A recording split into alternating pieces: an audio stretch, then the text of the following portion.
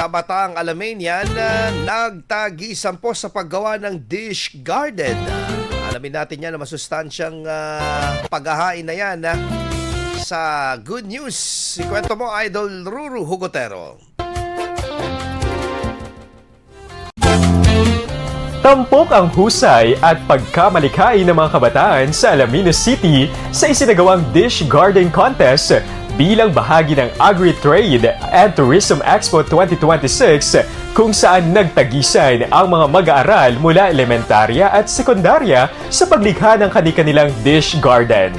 Agad nakapansin-pansin ang maayos at planadong ayos ng bawat entry na may kanya-kanyang tema at konsepto, patunay sa malikhaing pag-iisip at dedikasyon ng mga kalahok sa kanilang mga likha. Ilan sa mga dish garden ay idinisenyo bilang mini landscape na may malinaw na focal point, habang ang iba naman ay gumagamit ng iba't ibang kulay at uri ng halaman upang makabuo ng balanseng disenyo. Makikita rin ang tamang pagkakaayos ng mga halaman mula sa matataas hanggang sa mabababang uri na nagpapakita ng kaalaman ng mga kalahok sa wastong paggamit ng espasyo at proporsyon sa pagdedesenyo. Layunin ng patimpalak na malinang ang pagkamalikhain ng kabataan, mapalalim ang kanilang pagpapahalaga sa kalikasan at mahikayat silang gamitin ang simpleng halaman bilang isang anyo ng sining. Yan ang ating good news. Ako si Idol Ruru Hugotero, Tatak IFM.